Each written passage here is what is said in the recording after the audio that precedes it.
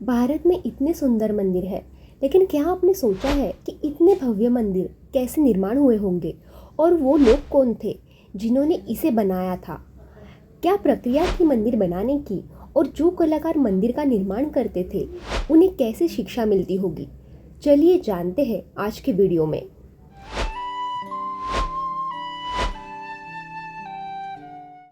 एक मंदिर के निर्माण के लिए कला, विज्ञान, भूगर्भ शास्त्र, भूगोल, शिल्पकला, संगीत, प्रकाश और ध्वनि, धर्म और पुराणों का ज्ञान और ज्योतिष विद्या, ये सब कुछ आवश्यक था। मंदिर के निर्माण पद्धति के सबसे पुरातन प्रमाण हमें मिलते हैं 13th सेंचुरी से, जो कोणार्क सूर्य मंदिर से है, जो ताड़ के पत्तों पे लिखी हस्तलिपि है। उसमें सभी कारागिर, उनके वेतन, काम करने के नियम और मंदिर निर्माण के बारे में विस्तार रूप से लिखा है।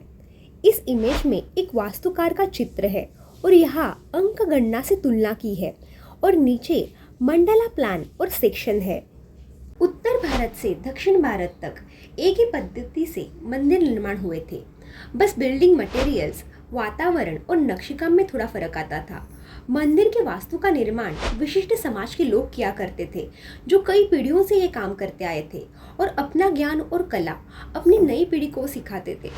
कुछ लोग विश्वकर्मा समाज से थे, कुछ लोगों को सोमपुरा ब्राह्मण कहा जाता था और भी कुछ लोग थे जो भिन्न भिन्न समाज से आते थे। इन लोगों का मानधन और काम करने के नियम पहले से ही निर्धारित किए जाते थे। ये सभी कलाकार एक भाग से अन्य भाग में अपने काम के अनुसार जाया करते थे। मंदिर के निर्माण में कई वर्ष लगते थे और उसमें अत्यंत सूक्ष्म रूप से काम करना पड़ता था। इसीलिए मंदिर निर्माण करने के लिए कठिन नियमों का पालन करना होता था और नियमों का उल्लंघन करने में या काम की देरी में दंड भी दिया जाता था। महिलाएं भी छोटे मोटे काम किया करती थी। वास्तुकार यानी आर्किटेक्ट सबसे मुख्य हुआ करता था, जो इस पूरे समूह को संभालता था। हर भाग का एक मुख्य वास्तुकार हुआ करता था। पश्चिम में इन्हें सोमपुरा कहा जाता था, पूर्व में महापतार और दक्षिण में स्थापति कहा जाता था।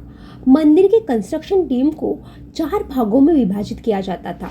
पहला था स्थापति, दूसरा सूत्रग्रहण, तीसरा तक्षक और चौथा वर्धकी। मंदिर के निर्माण के पहले, निर्माण होते हुए और निर्माण के बाद विशिष्ट विधियों का और पूजाओं का आयोजन किया जाता था। सबसे पहले वास्तु के स्थापति यानी कि आर्किटेक्ट का चयन होता था। ये स्थापति वास्तुशास्त्र, शिल्पशास्त्र, पुराण, भूमिति, विज्ञान, निर्माण पद्धति, वास्तुओं का चयन, गणित, चित्रकला, संगीत, योगा सब में उत्तम हुआ करता था।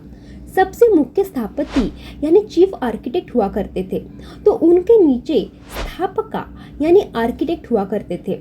ये 2 लोग मंदिर निर्माण चालू करते थे और उन्हें ही ये मंदिर पूर्ण भी करना होता था। सूत्रग्रही ये स्थापति के शिष्य हुआ करते थे, जो गुरु के आदेशानुसार काम किया करते थे। तक्षक ये बड़े पत्थरों को काटने का काम किया करते थे और सूक्ष्म नक्शेकाम भी यही किया करते थे। वर्धकीन ये मंदिर के बने शिल्पों को और अन्य पत्थरों को एकत्रित लाके मंदिर का कंस्ट्रक्शन किया करते थे। आगे की वीडियो में हम ये समझेंगे कि ये मंदिर कंस्ट्रक्ट कैसे हुआ करते थे। मंदिर निर्माण की जगह निश्चित करने से लेकर मूर्ति के प्राण प्रतिष्ठा तक कौन से विभिन्न चरण हुआ करते थे, ये समझने के लिए प्लीज़ इस चैनल को सब्सक्राइब कर देना। अगर वीडियो पसंद आया हो तो इसे लाइक और शेयर भी कर देना। आपके समय के लिए आपका धन्यवाद।